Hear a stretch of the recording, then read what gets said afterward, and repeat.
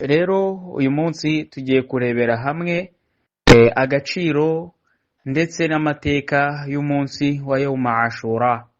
Uyu munsi ni umunsi Musa n'abanya Israel cyangwa se n'abanyabani Israel, abangaba abantu bo ku gihe cya Musa ndetse na Musa ubwo bakorerwaga ihohoterwa ryo kwicwa, bagirirwa nabi, Farawo bafata nabi, ubucakara.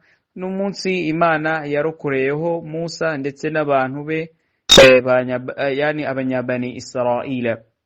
Rero uyu munsi Musa yawufungaga n'abantu be ku rwego rwo gushima Imana, kako ari umunsi Imana yabarokoreyeho, ari umunsi wa 10 Ashura, biva ku ijambo ashara, umunsi wa 10 w'ukwezi kwa Muharram, ukwezi kwa mbere kwa Kisilamu. Rero kukaba kuri no mu mezi 4 matagatifu, amezi yo gukoramo ibikorwa byiza nk'uko Nyagasani yabitubwiye muri Qur'an agaciro kawo, ndetse nawo ni umunsi ufite ibyiza byihariye. Ariko nanone akaba ari nanone nubwo ari umunsi wo gufunga dushima Imana, akaba ari nanone umunsi wiciweho abuzukuru b'intumwa Imana Muhammadin sallallahu alaihi wasallam, Hassan na Hussein.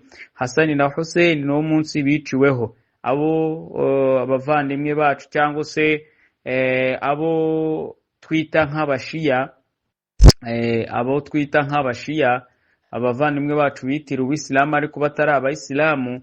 Abangaba uyu munsi no munsi bikubitaho, bakishwatagura mu buranga, bakibabaza. Bo ntago bawufunga kwa ko umunsi bibabaza kubw'urupfu rwande rwa Hassan na Hussein, kwa ko bapfuye kuri uyu munsi. Ariko twebwe ntago dushyigikiye abishe Hussein na Hassan na Hussein, ntago tubashyigikiye, ahubwo twe dufunga uyu munsi mu rwego rw'uko yani Musa yawufungaga, ndetse twanabitegetswe n'intumwa y'Imana Muhammadin sallallahu alaihi wasallam, cyangwa se twabyigishijwe n'intumwa y'Imana Muhammadin sallallahu alaihi wasallam. Rero yaba Hassan na Hussein aka kanya bakagombye kuba ari bazima, bakagombye kuba bakumira abavandimwe bacu kwikubita no kwibabaza, ngo kubera ko ari umunsi biciweho. Rero ibyo nabyo ntago twagirute twabyibagirwa. Ariko nanone uyu munsi ntago intumwa y'Imana igeze itubwiramo ko dufite kwikubita, kwibabaza, cyangwa se mu baswaba cyangwa se mu batabihoya. No munsi ahubwo tugomba kugira ute kumenya ibyiza byawo, ndetse nuko dufite kugira ute kushimiramo Imana kubwo yarokoye Musa ndetse n'abanyabani Israel, nkuko tugiye kubireba mu mateka uko intumwa y'Imana Muhammadin sallallahu alaihi wasallam ibitugaragariza. Uyu munsi ni umunsi mu gihe cya mbere y'Ubuyisilamu, mbere yuko yani intumwa y'Imana Muhammadin sallallahu alaihi wasallam ihabwa ubutumwa, yani qabla al-bi'tha, qabla al-bi'tha, nuko intumwa y'Imana Muhammadin sallallahu alaihi wasallam yafungaga uyu munsi. Wakanat Quraishi tasumu, nabo n'abakuraishi bafungaga uyu munsi. Abakuraishi ndetse n'intumwa y'Imana Muhammadin sallallahu alaihi wasallam mbere y'ubutumwa bw'intumwa y'Imana bafungaga uyu munsi wa 10 w'ukwezi kwa Muharram, umunsi wa Yawm Ashura. Ndetse ubwo intumwa y'Imana Muhammadin sallallahu alaihi wasallam yamaraga guhabwa n'ubutumwa, nabwo yagize ute yagumye kufunga, anategeka abantu be ko bagize ute bafite kufunga. Mbere icyo gihe none uyu munsi wari itegeko, wari utarahinduka suna. Ubwo intumwa y'Imana Muhammadin sallallahu alaihi wasallam yimukiraga i Madina, nabwo yagumye kugira ute yagumye kufunga, ndetse anategeka abaswaba banabashishikariza kufunga. Ubwo wari ukiri itegeko kugera ubwo mu mwaka wa kabiri wo kwimuka kw'intumwa y'Imana Muhammadin sallallahu alaihi wasallam iva Maka ijya Madina. Ubwo ni yani umwaka wa kabiri n'uwo mwaka hategetswemo cyangwa se yategetswemo gufunga ukwezi kwa shahru Ramadan fi sanatu thaniya, ku mwaka wa kabiri. Icyo gihe sasa Yesu ababwira ati uyu munsi wa Yawm Ashura yani muhagarike, mugire ute muwihorere. Icyo gihe yababujije kongera kugira ute kufunga. haciye higiye sasa nibwo yagezweho n'amakuru yuko sasa abayahudi bafunga. Ubwo nkuko tubona muri hadisi ya Ibn Abbas radiyallahu anhuma tubwira ati ngo ubwo intumwa y'Imana Muhammadin sallallahu alaihi wasallam yabonaga abayahudi yasumuna yawma ashura bafunga uyu munsi wa ashura cyasa kagirwa amakuru ko bawufunga, faqala lahum, yaratunguwe aravuga ati uyu munsi ma hadha al-yawm alladhi tasumunahu, uyu munsi mufunga nuwuhe? Qalu, baravuga ati hadha yawm salihun, uyu munsi mwiza cyane, hadha yawm najja Allahu fihi bani Israila, uyu munsi nyagasani yarokoyeho Musa ndetse n'abanyabani Israil.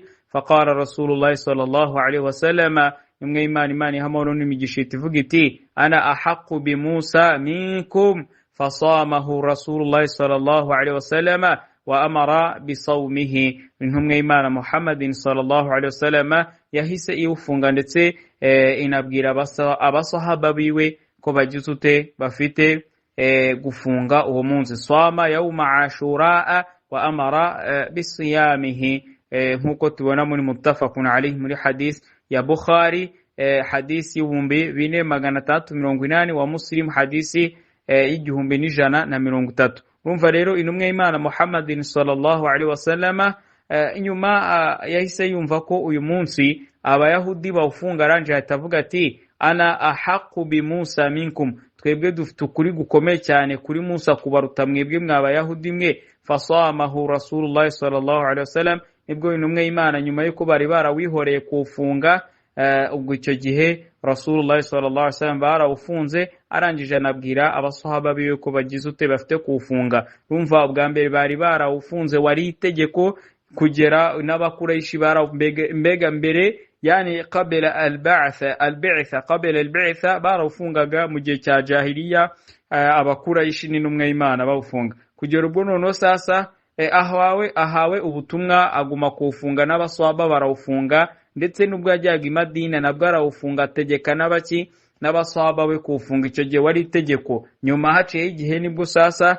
yagezweho amakuru yuko abayahudi sasa bafunga uwo munsi. Atungurwa no kumva abayahudi bafunga uwo munsi, we yari yarawihoreye n'abaswaba, arangije atavuga ati twe dufite ukuri kuri Musa kubaruta. Icyo gihe ubwo bamubwiraga ati umunsi Allah yarokoreyeho Musa, arangije ahita agira ute arawufunga, ndetse anategeka abasahaba biwe kugira ute kuwufunga. Wakana ngo sallallahu alaihi wasallam, ariya ni amagambo twabwirwaga, ni hadisi tubwirwa na Aisha radiyallahu anha. Aisha nutubwira ati ummul mu'minin, Aisha nutubwira ati mbere yuko intumwe y'Imana ihabwa ubutumwa, uyu munsi wari usanzwe abakuraishi bawufunga, ndetse n'intumwe y'Imana Muhammadin sallallahu alaihi wasallam yarawufungaga.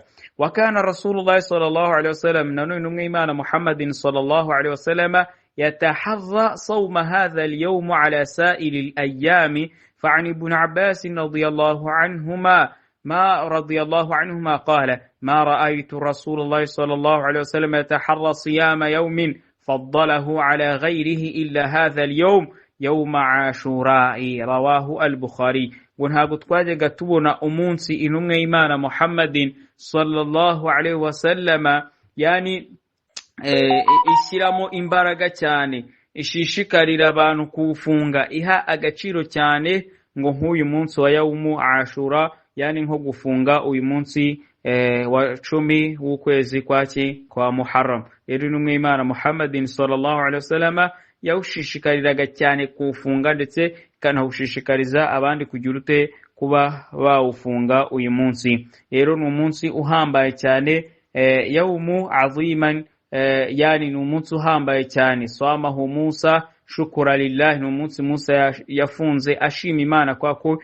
yamurokoye Farao n'ubugome bwa Farao ndetse n'abantu biwe. Wasamahu, ndetse sinibyo gusa, ni n'umwe Imana Muhammadin sallallahu alaihi wasallam yarawufunze lamma qadima ila al-Madinata, ubwo yageraga nawe i Madina. Wajada al-yahuda yasumuna, ndetse anasanga n'abayahudi baragira gute ufungaga uyu munsi. Kugera ubwo yahise avuga ati nyuma habura yani umwaka umwe ngo yitaye Imana, yaravuze ati muri hadisi nayo tubona muri hadisi an Abi Qatada radiyallahu anhu anna Rasulullah sallallahu alaihi wasallam qala su'ila 'ani siyam yawm Ashura'i, ubwo yabazwaga kuri uyu munsi wa yawm Ashura'i faqala, yasubije avuga ati yukaffiru as-sanata al-madiyata, ati umuntu wafunze ababarirwa ibyaha by'umwaka watambutse. Rawahu Muslim, nkuko tubibona muri hadisi ya rawahu Muslim.